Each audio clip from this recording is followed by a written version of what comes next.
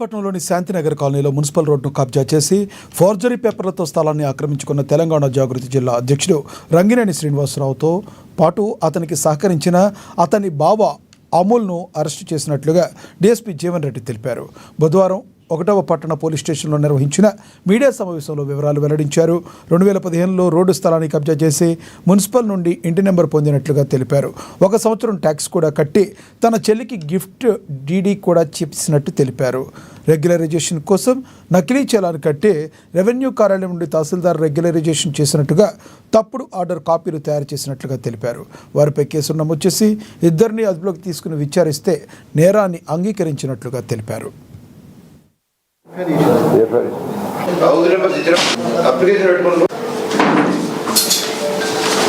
అయితే మెయిన్ ఇది వచ్చింది నకిలీ చాలా అసలు 22,900 పేమెంట్ చేసినట్టు నేను రాశాను. అది పేమెంట్ కూడా చేయలేదు.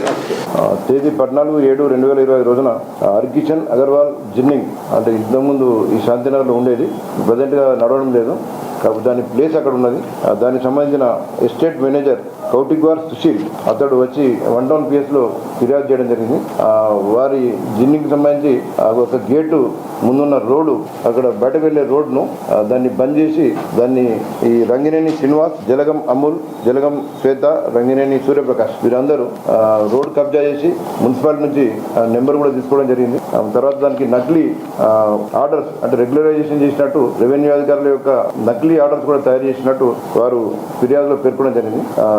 సుశీల్ ఇచ్చిన ఫిర్యాదు మేరకు 1 టౌన్ PS లో crime number 435/25 under section 467, 468, 420, 120B IPC కింద కేసు నమోదు చేసి దర్యాప్తు ప్రారంభించడం జరిగింది. ఈ కేసును ఛాలెంజింగ్గా తీసుకుని మా గౌరవ SP శ్రీ అఖిల్ మహాజన్ IPS గారి ఉత్తర్వుల మేరకు 1 టౌన్ ఇన్స్పెక్టర్ సునీల్ కుమార్ దీన్ని దర్యాప్తు చేయగా దీనిలో మెయిన్ ఫైండింగ్స్ ఏంటంటే ఈ రోడ్డు స్థలాన్ని ప్రజలు ఉపయోగించుకునే రోడ్డు స్థలాన్ని కబ్జా చేయాలన్న ఉద్దేశం కొద్దీ దాన్ని మొదట దానికి మున్సిపాలిటీ నుంచి అసెస్మెంట్ నెంబర్ తీసుకొని తర్వాత వాళ్ళ బావ పేరు నుంచి వాళ్ళ సిస్టర్ పేరు మీద రిజిస్ట్రేషన్ చేసినట్లు రిజిస్టర్ డాక్యుమెంట్ క్రియేట్ చేసి దానికి తోడు ఇది గవర్నమెంట్ రెగ్యులరైజ్ చేసినట్టు ఉత్తర్వులు తీసుకుంటే నాకు ముందు కూడా ఎలాంటి ఇబ్బంది ఉండదు.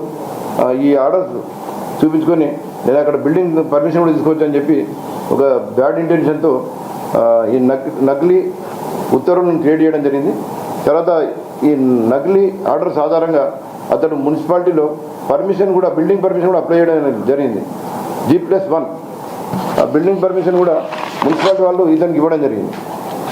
అంటే ఇతడు గవర్నమెంట్ మరి ప్రజలకు సంబంధించిన రోడ్డును కబ్జా చేయడంతో పాటు దానికి మళ్ళీ రెవెన్యూ అధికారుల నకిలీ ఉత్తర్వులు తయారు చేయడం, తర్వాత నకిలీ ఉత్తర్వుల ఆధారంగా బిల్డింగ్ పర్మిషన్ తీసుకోవడం, తర్వాత ఈ ప్లేసును కొందరు ఇతరులకు అమ్మడానికి కూడా ప్రయత్నం చేసినట్టు తెలుస్తుంది.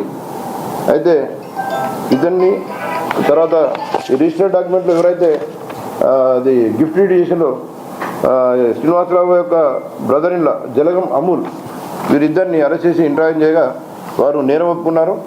ఈ రెవెన్యూ అధికారుల నకిలీ ఆర్డర్స్ తను శ్రీనివాసరావు నేనే తయారు చేశానని చెప్పి నేరం ఒప్పుకోవడం జరిగింది. అతని నుంచి ఈ నకిలీ ఆర్డర్స్ యొక్క కాపీలు కూడా మేము జప్తు చేసుకోవడం జరిగింది.